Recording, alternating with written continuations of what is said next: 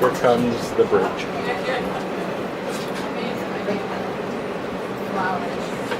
Or maybe not.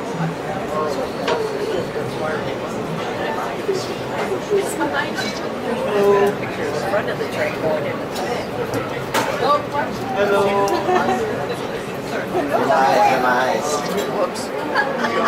Too slow. I can't actually grab the button.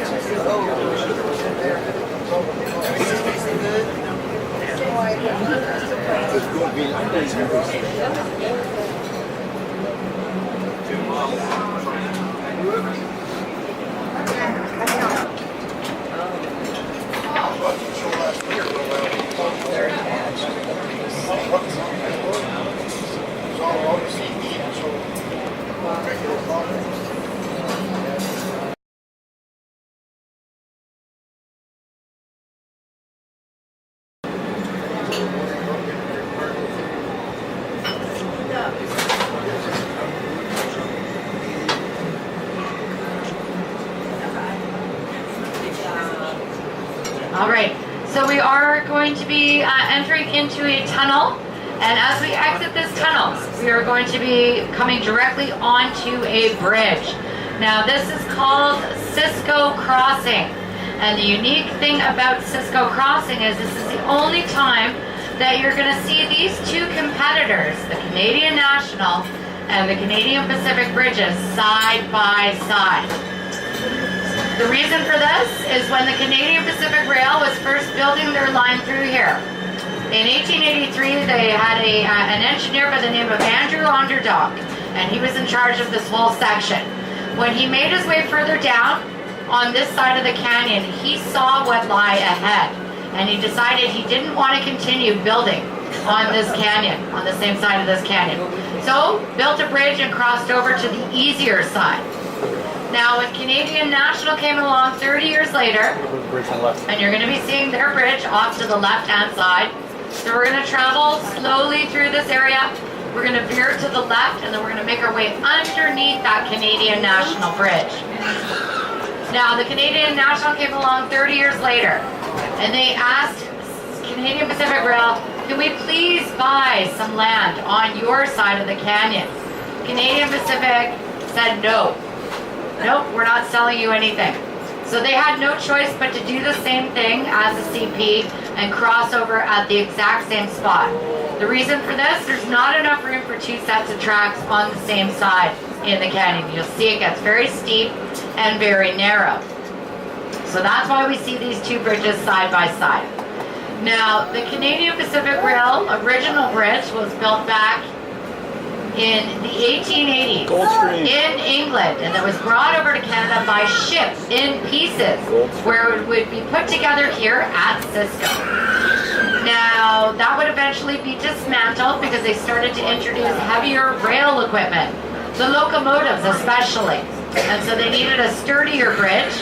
So the bridge that we just crossed over was completed in 1920. The other bridge was moved to Vancouver Island in a place called Esquimalt. Yay! We have some locals here from the island. Yay. Awesome. I believe it's still up in operation today. They're getting a nod. Okay. Excellent. Now we're making our way underneath that Canadian National Bridge. This is the largest single arch span bridge on the CN line that we see. It spans 812 feet. And roughly about 225 feet above the Fraser River. So when we're actually coming back to Vancouver, because as a team, we're going to be taking you guys in for 2 days. So tonight we stop in Kamloops, then we're going to be dropping you off in Banff. Our train makes 2 stops, Banff and Lake Louise. And then we continue on and sleep in a place called Canmore, which is 20 minutes east of Banff. Then we have a quick sleepover there, and then we pick up a new group that we'll take back into Vancouver for the next 2 days.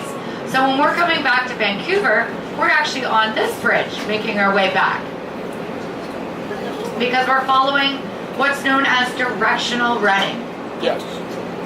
So here we go, we're just making our way underneath that Canadian National Bridge.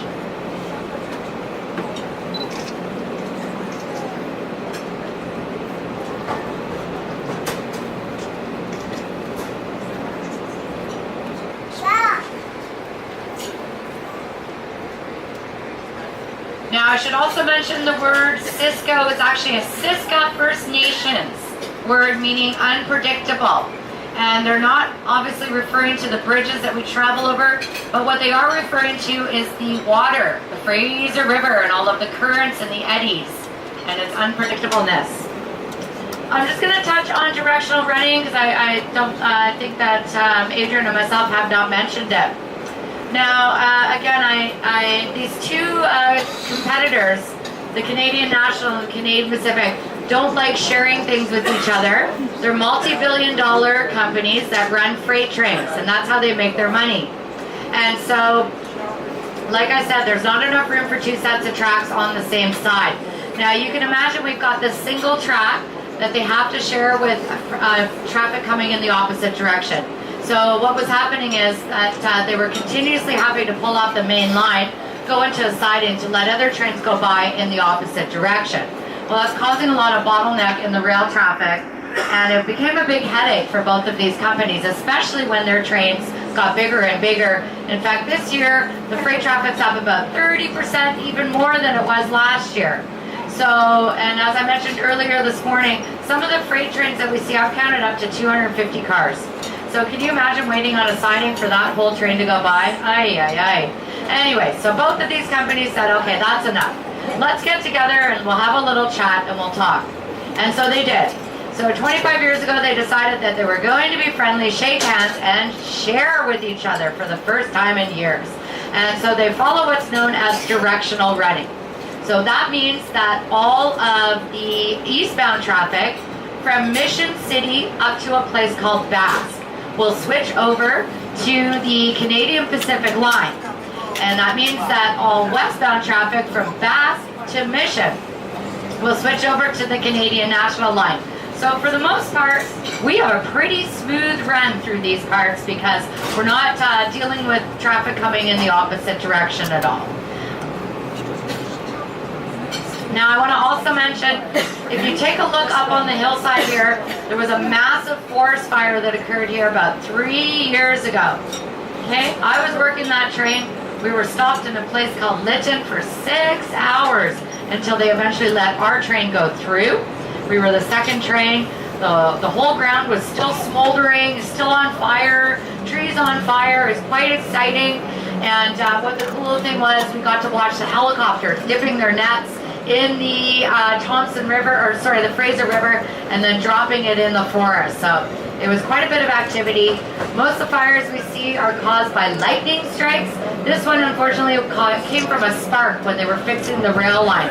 And it spread so quickly, fire travels faster when it's going uphill, and that's exactly what happened. It got out of control, went up the hill, went all the way up the mountainside, and burned for a month and a half until they were able to suppress that fire.